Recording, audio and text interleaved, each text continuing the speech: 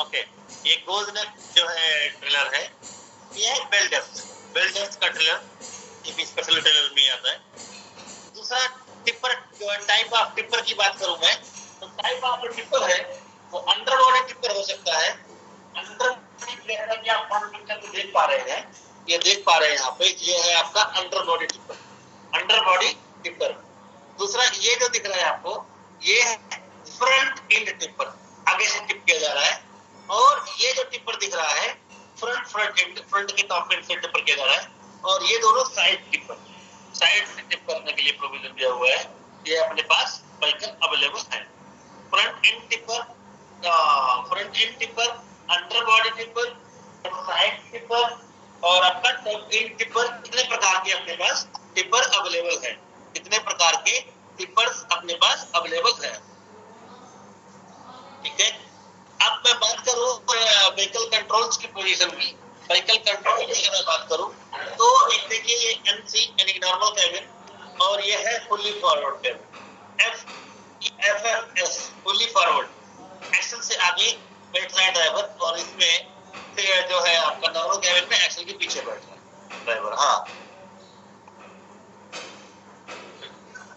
उसके बाद ये है आपका बेसिक कॉन्फ़िगरेशन 6x2, 6x2 जैसे अगर बात करूं मैं तो 6x2, तो 6x2 क्या हो रहा है, एक्सल की काउंट, एक्सल बोला जा रहा है 6x2, 1 2 3 4 5 6, ये 6 हो गया एक्सल, जैसे 3 लेफ्ट में 3 राइट में, मगर 6 तो एक्सल व्हील एंड हो गए, 6 व्हील एंड हो गया, मगर ड्राइव सिर्फ 2 में है। ये देखो, ड्राइव ओनली 2 में है, तो ये हो गया 6x2।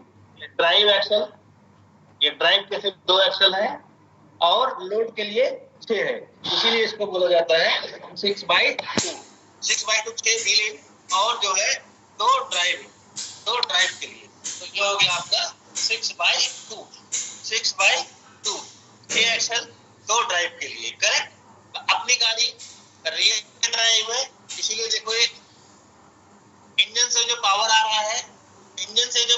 रहा है, प्रोपेलर शाफ्ट के जरिए डिफरेंशियल में जा रहा है, और डिफरेंशियल वाला व्हील जो है यहाँ से ड्राइव मिल रहा है, ये डिफरेंशियल वाला आगे वाले व्हील को धक्का देता है, ठीक है, और पीछे वाले को खींचता है, तो अपनी गाड़ी रियर व्हील ड्राइव, ठीक है।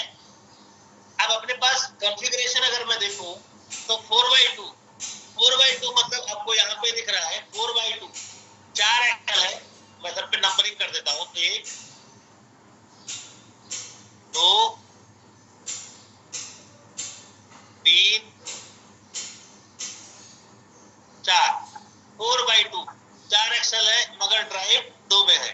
ड्राइव ये दोनों रियर एक्सलों के पास ड्राइव रहेगा, 4 एक्सल 2 में ड्राइव रहेगा। करेक्ट। उसी प्रकार से 4x4 मींस 4 एक्सल है, 1 देखो 1 2 3 और 4, और इन चारों में ड्राइव रहेगा। 4x4 मींस चारों में रहेगा। 6x2 और 4x2 में 4x4 में फर्क लग गया कि 4 एक्सल है मगर चारों में ड्राइव है।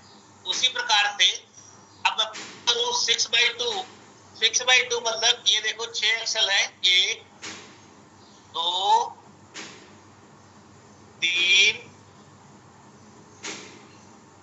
4 5 6 एक्सल है, मगर ये 6 एक्सल 6 व्हील एंड है, और जैसा बात करूं 2 तो ड्राइव सिर्फ इन्हीं दोनों में है, इसलिए बोला जाता है 6x2। बात करो 6x4 का, तो 6x4 नीचे वाले पिक्चर में आ जाएंगे, 1 2 3 4 5 6। अब इसमें देखिए ड्राइव दोनों एक्सलों में है, पीछे के दोनों एक्सलों में ड्राइव है, इसलिए इसको बोला जा रहा है 6x4। अब अगर 6x6 की हो, 6x6 जैसे साइड में एक्सल दिख रहा है, देखो 1 2 3 4 5 6, इसमें 6 एक्सल के 6 में ड्राइव है, ये चल रहा है, ये दूर है,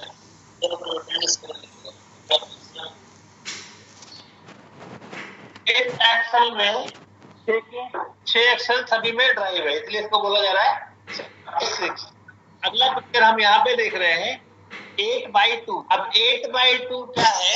1 2 3 4 5 6 7 बिलियन है, मगर ड्राइव सिर्फ 2 में है।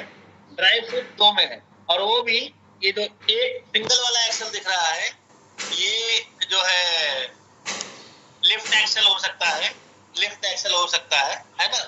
तो अभी इसमें पीछे भी दिया हुआ है, मगर आगे भी सिंगल एक्सल दिया जा सकता है। देखो जैसा ये भी 8/2 में दिया हुआ है। दूसरा आता है 8/4, जिसके अंदर 8 एक्सल है, मगर पीछे के 2 एक्सलों में ड्राइव है 8/4 में। उसी प्रकार से अगर मैं बात करूं तो 10/2, 10 एक्सल है मगर सिर्फ 2 में ड्राइव है। 10/4 10 एक्सल है मगर 4 में ड्राइव है। 10 एक्सल है मगर 4 में ड्राइव है। एक मिनट जरा, ये होल्ड 6/4 6/4 का क्या मतलब है सर? 6/4 का मतलब है कि 3 एक्सल 6 और 4 ड्राइव, 4 में ड्राइव। Okay, very good. तो 4 कौन से वाले ड्राइव, कौन से वालों में? ये सर डबल क्रॉस ग्रेडियंट आया, डबल क्रॉस ग्रेडियंट आया और 4/4 आया। मतलब है कि पीछे वाले दोनों एक्सलों में ड्राइव होगी, उसका मतलब है 4। अब अगर 6/2 होता तो 6 बिलियन है मगर ड्राइव सिर्फ 2 में ही है। 6 है लेकिन ड्राइव सिर्फ 2 में ही है, इसीलिए वो 6/2। तो 6 लेकिन ड्राइव 2 में, 6/4 मतलब ड्राइव 4 में है। करेक्ट? ओके, तो ये स्लाइड क्लियर है? कॉन्फ़िगरेशन वाला लॉजिक क्लियर है या नहीं? 6/2 6/4 10/4 इसका मतलब समझ आया या नहीं आया?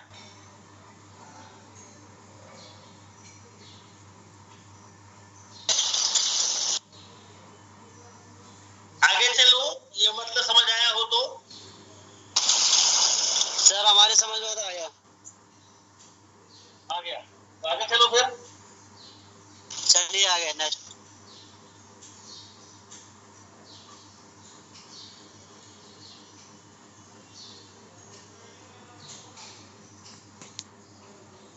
ओके, अब लाइट और जो है जिसे बोला जाता है बेट रेटिंग, रजिस्टर्ड लैडन बेटिंग क्या है? जो लाइट ट्रांसपोर्ट वाला जैसे हम बात कर रहे हैं, क्या है 7.5 टन से नीचे वाला लाइट आता है, और हैवी आ जाएगा 7.5 और 16.2 के बीच में। एक्स्ट्रा हैवी 19.2 के बीच में जो आ जाएगा वो एक्स्ट्रा हैवी हो जाएगा। अभी यहाँ पे लोड की कैपेसिटी देखिए, जैसे आपको ये ट्रक दिख रहा है, ये वाला फर्स्ट वाला, ये तो मैं फर्स्ट बोल रहा हूँ। तो जो फ्रंट वाला एक्सल है जिसमें सिंगल टायर है, इसकी जो कैपेसिटी है वो 7 टन की है, 7 टन जीबीडब्ल्यू। और जो रियर वाला एक्सल है इसकी हो गई 12 टन। लेकिन पहले 12 टन नहीं था, सिंगल टायर में पहले उसका जीबीडब्ल्यू 12 टन नहीं था, कुछ कम था। लेकिन अभी रेवोल्यूशन के हिसाब से ये हो गया 12 टन।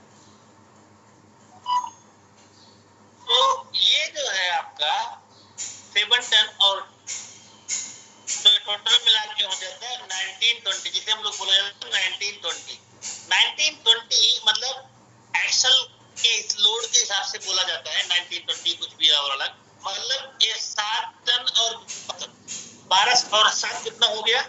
19 टन। 19 टन गाड़ी का जीबीडब्ल्यू है, मगर ये जो 19-20 लिखा हुआ है, इस 19 का मतलब होगा कि गाड़ी का जीबीडब्ल्यू 19 टन है। अगर जो 20 लिखा हुआ है इसको मल्टीप्लाई बाय 10 करेंगे और जो वैल्यू आएगा, 200 एचपी का इंजन है। 19-20 का मतलब है 19 टन जीबीडब्ल्यू है और 200 हॉर्स पावर का इंजन है। करेक्ट? 19-20 का मतलब है 19 टन जीबीडब्ल्यू है और 200 हॉर्स पावर का इंजन है। ठीक है, उसके बाद हम बात करते हैं रियर में डबल एक्सल है, 2 एक्सल है 6/2 में।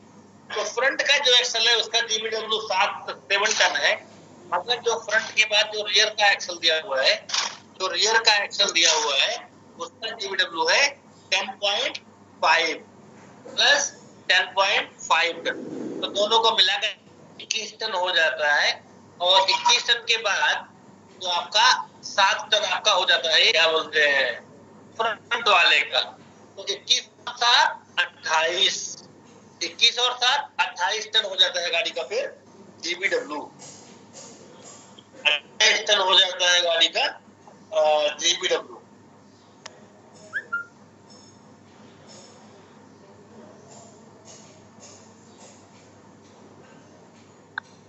ठीक है, ये हो जाता है 28 टन गाड़ी का GVW।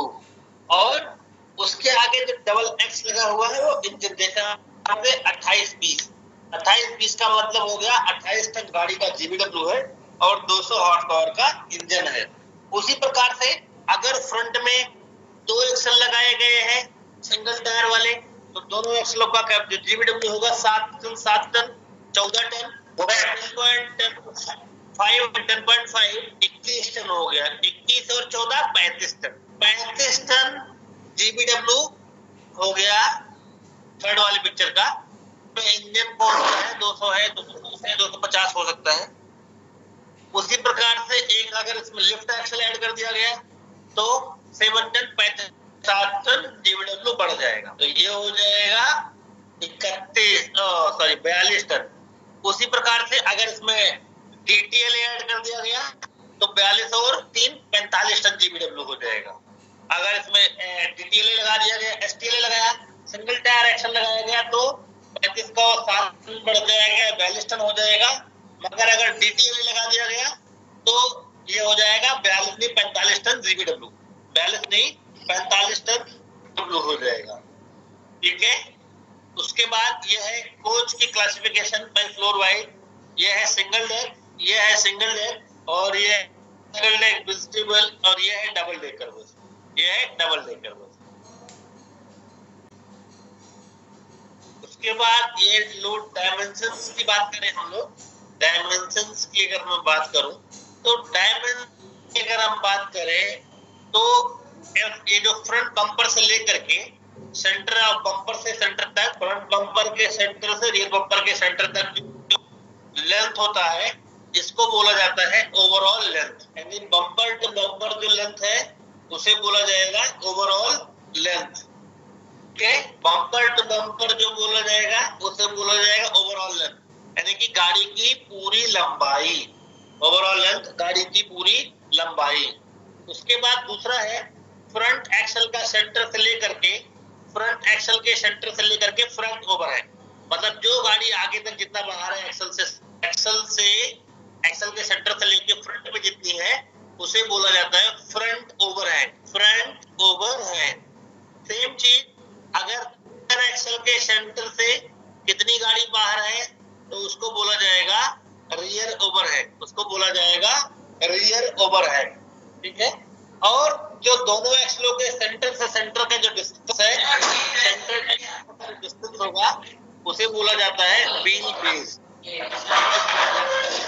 Wheel base. ठीक है,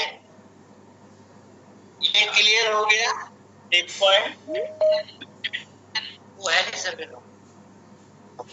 एक पॉइंट क्लियर हो गया। फोन किया था। उसके बाद आपके मिल ये है angle approach, front angle approach और एंगल ऑफ डिपार्चर। डिपार्चर मतलब जो पहले एंगल अप्रोच करेगा, यानी कि जब गाड़ी कहीं भी जा रही होगी सबसे पहले फ्रंट वाला एरिया टच में आ सकता है, उसे फ्रंट एंगल, और डिपार्चर यानी कि पीछे वाला। और उसके बाद mid ship clearance, mid ship clearance rear axle का और फ्रंट एक्सल के सेंटर का जो डिस्टेंस होगा उसे बोला जाता है mid ship clearance, angle rear और एंगल फ्रंट। उसके बाद जो रियर एक्सल का जो डिफरेंशियल लगाया गया है, डिफरेंशियल का हाउसिंग से नीचे तक जो डिस्टेंस होगा यानी कि फ्लोर तक जो डिस्टेंस होगा उसे बोला जाता है MGC। MGC मतलब मैक्सिमम ग्राउंड क्लियरेंस। जो ग्राउंड क्लियरेंस मेजरमेंट किया जाता है वो एक्सल का सेंटर से लेकर के इसके सेंटर तक जो डिस्टेंस होगा उसे बोला जाएगा मैक्सिमम ग्राउंड क्लियरेंस। ठीक है, ये आपका वो तो था आपका सिंगल एक्सल, और यहाँ पे हो जाएगा आपका मल्टी एक्सल। जैसा ओवरऑल लेंथ तो सेम है कि बम्पर टू बम्पर जो लेंथ होगी वो ओवरऑल लेंथ है। फिर उसके बाद फ्रंट का सेंटर से फ्रंट बम्पर तक जो डिस्टेंस होगा उसे फ्रंट ओवरहैंग बोला जाएगा। उसके बाद अगर पीछे में 2 एक्सल लगे हुए हैं और आगे में सिंगल है तो 2 एक्सलों के बीच का जो डिस्टेंस है, दोनों एक्सलों के बीच का जो डिस्टेंस है और फ्रंट एक्सल के सेंटर का जो एरिया है उसके डिस्टेंस को बोलते हैं व्हील बेस, उसके बोला जाएगा व्हील बेस। मगर अगर फ्रंट में मल्टी एक्सल लगा हुआ जैसे ट्रैक्टर है और रियर में ट्रेलर है तो इसमें 2 व्हील बेस होंगे, कि जो फ्रंट वाला एक्सल का सेंटर और जो ट्रैक्टर का डिफरेंशियल लगाया गया है मल्टी वाला उसके सेंटर पॉइंट, यहाँ दोनों एक्सलों के बीच का डिस्टेंस होगा वो बोला जाएगा wheel base 1। Second one is यहाँ से रियर एक्स जो इसका एक्सल ट्रैक्टर का और इसका जो ट्रेलर का एक्सल का सेंटर पॉइंट है ये हो जाएगा रियर व्हील बेस 2। यहाँ के उसके बाद ट्रेलर का जो बीच वाला एक्सल का जो सेंटर है, सेंटर का जो दोनों एक्सलों को 10 वाली गाड़ी एक्सटेंडर छोटा वाली गाड़ी है नहीं वो तो कराया था दोनों एक्सलों के बीच से लेकर के अच्छे जितना बाहर है उसको बोला जाएगा रियर ओवरहैंग, बोला जाएगा रियर ओवरहैंग। 40 वाली उसका मेल आया नहीं, मैंने भेज दिया उसको।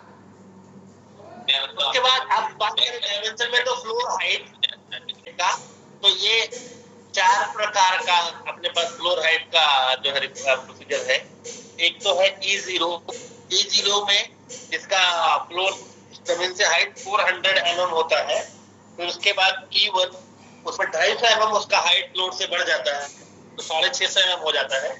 फिर अगर E2 की बात करें तो E2 में 650 से 250 बढ़ जाएगा तो हो जाएगा 900 mm फ्लोर से हाइट। E3 900 से 250 mm बढ़ जाएगा तो हो जाएगा 1100 mm फ्लोर से हाइट। जहाँ पे हम लोग ट्रेवल करते हैं तो वो हो जाएगा 1100 mm फ्लोर से हाइट होता है। इसलिए तो अलग अलग नोमेनक्लेचर दिया हुआ है E0, E1, E2, E3। ये देखिए पिक्चर आपको साइड में दिख रहा होगा E1, 2, 3, 4 में क्या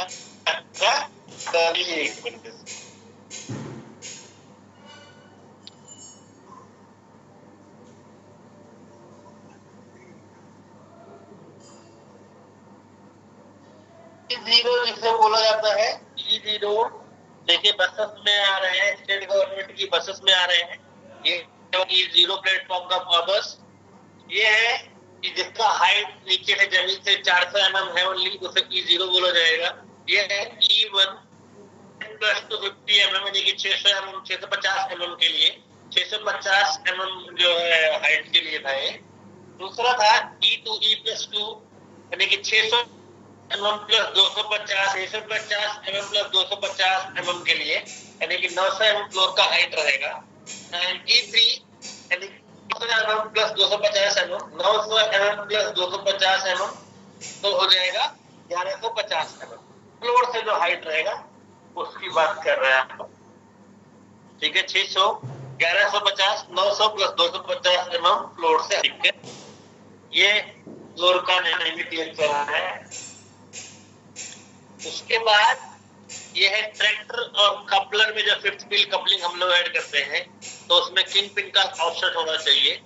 अगर एक्सेस प्ले नहीं, अगर फ्रंट में ज्यादा एक्सेस प्ले नहीं होना चाहिए। अगर फ्रंट में ज्यादा एक्सेस कर दिया तो स्टीयरिंग हार्ड हो जाएगा और फ्रंट टायर की समस्या। अगर रियर में ज्यादा एक्सेस कर दिया, रियर में ज्यादा कर दिया तो क्या होगा कि स्टीयरिंग तो फ्री हो जाएगा मगर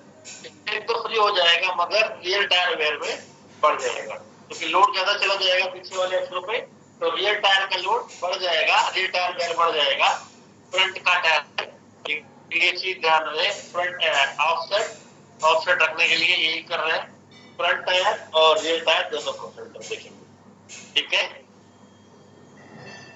उसके बाद जीबीडब्ल्यू में क्या आता है, जीबीडब्ल्यू में क्या क्या चीजें आती हैं। तो जीबीडब्ल्यू में जो चीजें आती है वो इस प्रकार से है, का वर्जन, कैबिन का version, fuel tank, body, chassis और पेलोड। जितना आपने लोड डालना था वो डालने के बाद सब मिला करके जो लोड आएगा वो होगा जीबीडब्ल्यू पर फ्यूल, बॉडी, चेसिस, कैबिन और पेलोड मिलाकर के जो लोड होगा वो होगा आपका जीबीडब्ल्यू, राइट। ऐसा नहीं है अगर हम बात करें हमारे गाड़ी का जीबीडब्ल्यू आप पेलोड नहीं कर सकते हो, गाड़ी का टोटल वेट जो होगा 35 टन। 35 टन जीबीडब्ल्यू का मतलब है कि इसके अंदर सब कुछ इंक्लूड रहेगा, ड्राइवर, और ड्राइवर, डीजल, पेलोड सब मिला करके जो लोड हो वो बोला जाता है जीबीडब्ल्यू, वो बोला जाता है जीबीडब्ल्यू। तो ध्यान रखना इसका, ठीक है।